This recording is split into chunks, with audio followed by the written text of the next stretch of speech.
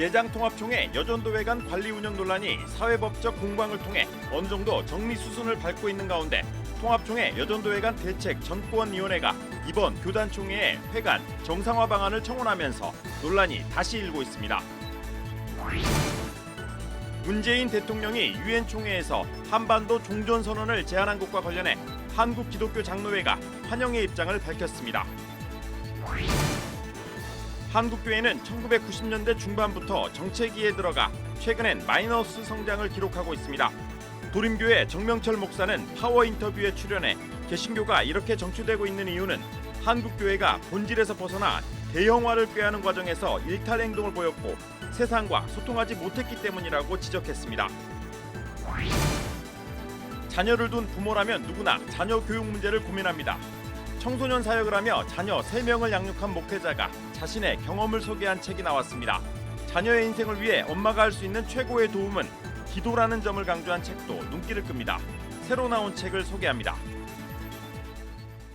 여러분 안녕하십니까? CBS 뉴스입니다. 예장통합총회 여전도회관 관리 운영 논란이 사회법적 공방을 통해 어느 정도 정리 수순을 밟고 있습니다. 현재 2심 판결을 한 달 앞두고 있는 가운데 법원은 지금까지 여전도회 전국연합회에 회관 관리 운영권이 있음을 확인했는데요. 통합총회 여전도회관 대책정권위원회가 이번 교단총회에 회관 정상화 방안을 청원하면서 논란이 다시 일고 있습니다. 천수연 기자입니다. 예장통합총회 여전도회관 대책전권위원회가 여전도회관 임대사업을 관리감독할 가칭 여전도회관 운영위원회를 별도로 조직하겠다고 나섰습니다. 그러면서 지난 2019년 여전도회 전국연합회가 회관을 직접 관리 운영하기 위해 결의한 헌장 개정은 취소하도록 하겠다고 밝혔습니다. 또 구관리운영이사회 이사들의 자녀 임기를 보장하고 수십 년 이사장을 맡았던 이모 장로에게는 공로패를 줄 것을 청원하도록 했습니다. 예장통합 여전도회관 대책전권위원회는 이 같은 내용 등이 담긴 회관 정상화 방안을 이번 106회 정기총회에 제출했습니다. 총회를 불과 나흘 앞둔 지난 24일에야 이 같은 사실을 확인한 여전도회 전국연합회는 정상화 방안을 수용할 수 없다는 입장입니다. 여전도회 전국연합회는 전국 총대들에게 입장문을 보내 정상화 방안이 구 관리운영이사회 측의 입장만 대변하고 있다면서 전권위가 법원의 판결을 무력화하려는 구 이사회 측의 도구로 이용돼선 안 된다고 지적했습니다. 실제로 사법부는 2번의 가처분 결정과 1심 본안 판결을 통해서 여전도회관의 관리 운영 권한이 여전도회 전국연합회에 있음을 거듭 확인했습니다. 또 직영기관도 아닌 자치단체인 여전도회의 운영권을 총회라는 우월적 지위로 억압하려는 것은 여전도회를 철저히 무시하는 처사라고 꼬집었습니다. 연합회는 다음 달 28일 구 이사회 측이 제기한 2차 본안 판결이 나올 것이라며 총대들에게 법원의 판결을 지켜봐달라고 요청했습니다. CBS 뉴스 천수연입니다. 문재인 대통령이 유엔 총회에서 한반도 종전선언을 제안한 것과 관련해 한국기독교장로회가 환영의 입장을 밝혔습니다. 기장총회는 문재인 대통령의 종전선언 제안은 한반도 평화를 완전히 정착시키는 첫걸음이 될 것이라며 국제사회의 적극적인 지지가 필요하다고 말했습니다. 기장총회는 또 종전선언이 새로운 한반도 평화의 활로가 되기 위해선 느슨해진 남북 신뢰관계 회복이 중요하다며 무엇보다 서로를 인정하고 존중하는 태도를 잃지 말아야 한다고 강조했습니다. 기장총회는 이와 함께 불필요한 군비 경쟁을 자제하고 서로를 자극하는 언행을 삼가야 한다며 우리 민족의 운명을 우리의 힘으로 개척하고자 하는 의지를 분명하게 행동으로 보여줘야 한다고 덧붙였습니다. 재미 한인기독교선교재단 KCM-USA가 최근 아프간에 탈레반 정권이 들어서면서 선교단체들과 아프간 협력자들 사이에 연락이 끊겼다고 미국에 기반을 둔 선교단체 책임자의 말을 인용해 전했습니다. KCM-USA에 따르면 국제기독연대 ICC의 남아시아 지역 관리자가 미군 철수 이후 선교단체들과 연결되었던 아프간 기독교인들과의 연락이 끊어졌다고 밝혔다고 전했습니다. ICC 관계자는 이어서 탈레반의 통치로 아프간의 모든 소수 종교가 위험하지만 기독교인은 특히 취약하다며 기독교로 개종한 이들은 샤리아법에 따라 사형에 처해질 수밖에 없기 때문이라고 밝힌 것으로 전해졌습니다. 한편 글로벌 인권단체인 국제자유수호연맹 ADF 인터내셔널은 아프간의 소수 종교단체가 심각한 공경에 있으며 이를 공동으로 대처해야 한다고 촉구했습니다. 한국교회는 1990년대 중반부터 정체기에 들어가 최근엔 마이너스 성장을 기록하고 있습니다. 도림교회 정명철 목사는 파워인터뷰에 출연해 개신교가 이렇게 정체되고 있는 이유는 한국교회가 본질에서 벗어나 대형화를 꾀하는 과정에서 일탈 행동을 보였고 세상과 소통하지 못했기 때문이라고 지적했습니다. 고석표 기자가 전해드립니다. 도림교회 정명철 목사는 개신교가 정체되고 있는 이유에 대해 시대 흐름 속에서 교인 수 감소 원인을 찾아야 한다고 말했습니다. 유럽 교회들이 1세기 만에 교인 수가 80%에서 20%로 급락한 것을 되새겨볼 필요가 있다는 겁니다. 그러면서 정 목사는 한국 교회가 복음의 본질에서 벗어나 대형화를 꾀하는 과정에서 일부 목회자들이 일탈 행동과 비도덕적인 모습을 보인 것도 교회 정체의 한 원인일 수 있다고 지적했습니다. 그래서 교회가 복음의 본질로부터 벗어나면서 목회자들의 일탈이라든지 일부 대형 교회들의 그런 비도덕적인 모습들, 또 여기에서 더 나아가서 코로나19 시대를 맞이하면서 어떤 그 기독교 집단 이기주의 이런 것들이 세상 사람들에게 각인이 되면서 교회는 점점 더 위축되어가는 그런 오늘의 모습이 아닌가 생각을 합니다. 정 목사는 이어 대형 교회들이 비판받는 이유는 교회 크기 때문에 비판받는 게 아니라 재정 문제와 도덕적 일탈, 부자 세습 등으로 논쟁거리를 제공하면서 사회적 책임과 자기 역할을 다하지 못했기 때문이라고 말했습니다. 그 대형 교회라고 할 때는 저는 사회적 책임이 있다고 생각합니다. 작은 교회들을 섬기는 책임, 또 사회적인 지지를 얻어낼 수 있는 어떤 구제라든지 가난한 나라들에 대한 선교를 통해서 얻어내는 그런 동의들이 있어야 되는데 대형 교회들이 자기들의 존립만 위해서 지금까지 그런 모습들을 보이다 보니 대형 교회에 대한 비판들이 많았던 것이라고 생각합니다.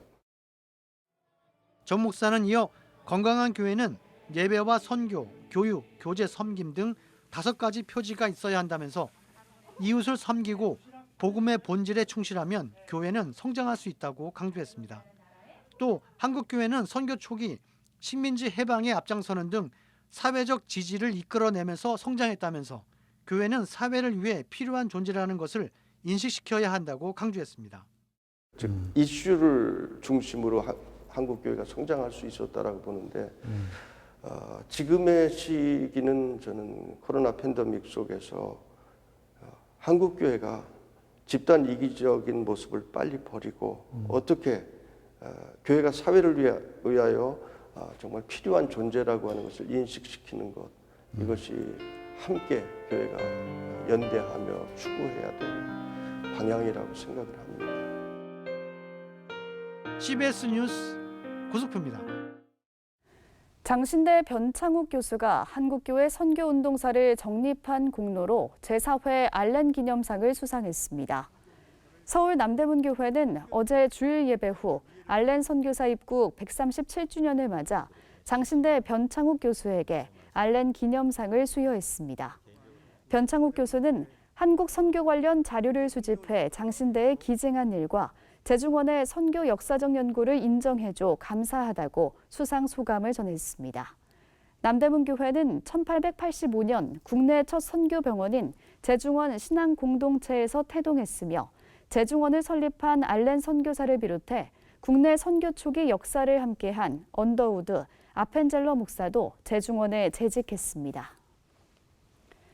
자녀를 둔 부모라면 누구나 자녀 교육 문제를 고민할 텐데요. 청소년 사역을 하며 자녀 3명을 양육한 목회자가 자신의 경험을 소개한 책이 나왔습니다.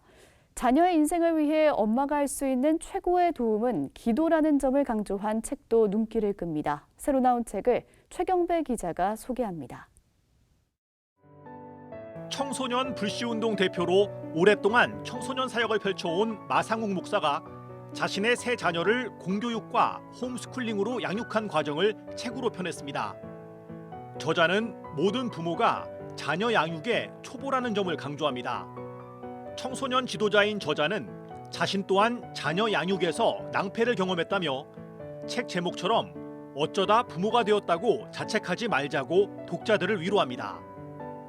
학교에 적응하지 못하는 청소년은 문제가 있는 아이로 여기는 풍토 속에서 저자는 누구의 문제도 아니라는 조언을 건넵니다. 누구에게나 각자의 성장 속도가 있음을 강조하면서 부모는 정원사로서 각기 다른 자녀들의 다양성을 깨우치며 학습 결과가 아닌 성장을 목표로 자녀들을 양육하자고 당부합니다. 부모와 갈등을 겪는 사춘기 청소년들의 심리를 소개하며 어떻게 부정적 감정을 다룰지도 소개합니다. 한국 기도하는 엄마들 대표이자 목회자 사모인 저자가 자녀들을 위한 기도의 중요성을 소개한 책입니다.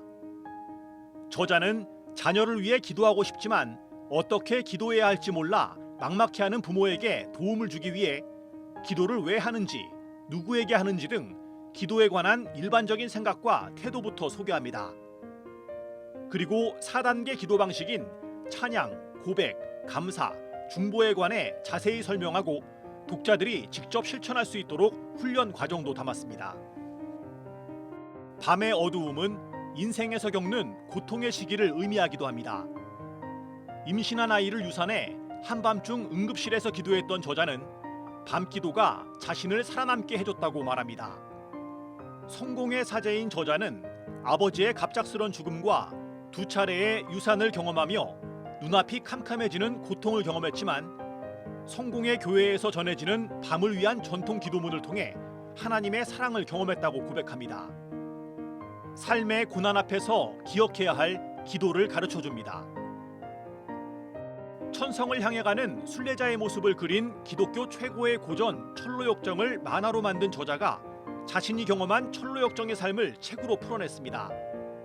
저자는 돌아가신 어머니의 머리맡에 놓여있던 철로역정을 보며 언젠가 철로역정을 만화로 그리겠다고 다짐했고 6년 동안의 작업을 통해 만화로 읽는 철로역정을 출간했습니다.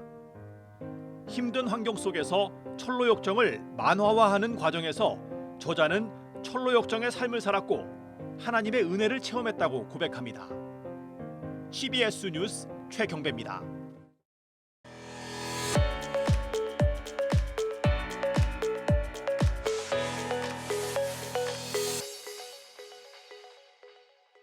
간추린 지역교계 소식입니다. 기독교 대한감리회 남부연회가 성경 글로벌 대회를 개최했습니다. 대한예수교 복음총회는 전 세계 교인들이 함께하는 글로벌 기도회를 열었습니다.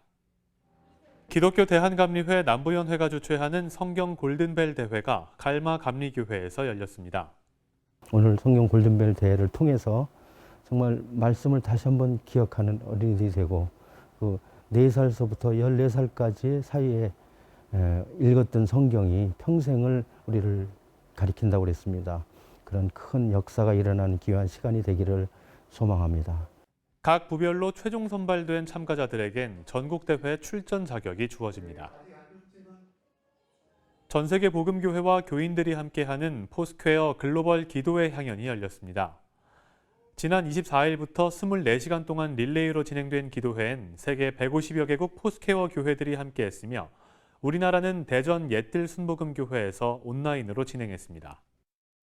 특별히 이렇게 어려운 때 우리 한국교회가 힘을 내야 될 때 우리가 모여서 정말 성령 하나님을 의지해서 기도하고 또 이것이 기회가 돼서 한국교회 다시 부흥의 불길이 또 영적 회복의 역사가 일어나길 기대합니다. 이번 기도회엔 한국과 일본, 홍콩, 대만의 교회들이 참여했으며 한국은 선교지와 선교사들, 아프가니스탄의 회복을 주제로 기도했습니다.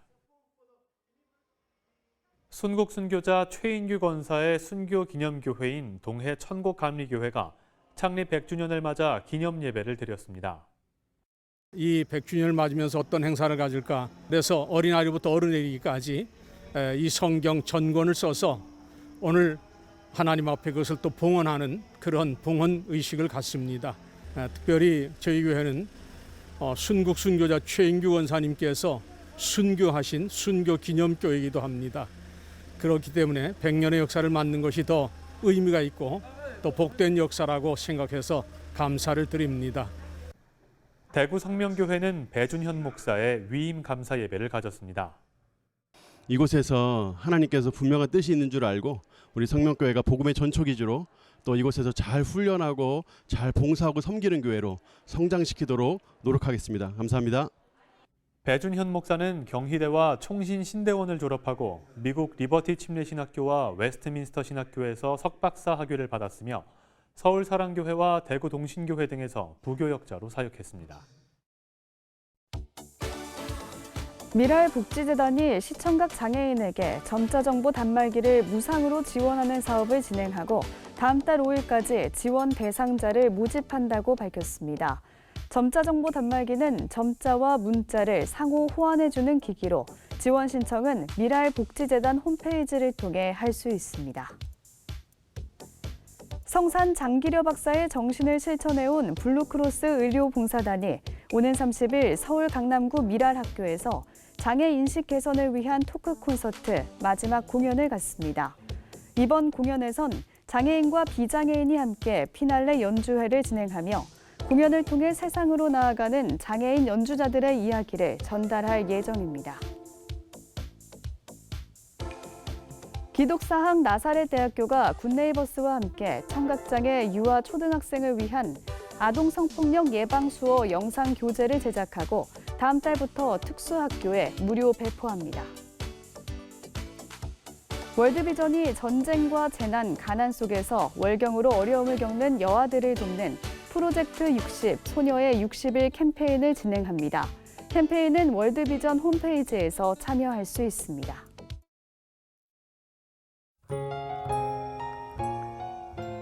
내일은 오후에 인천과 서해안을 시작으로 비가 내리겠습니다.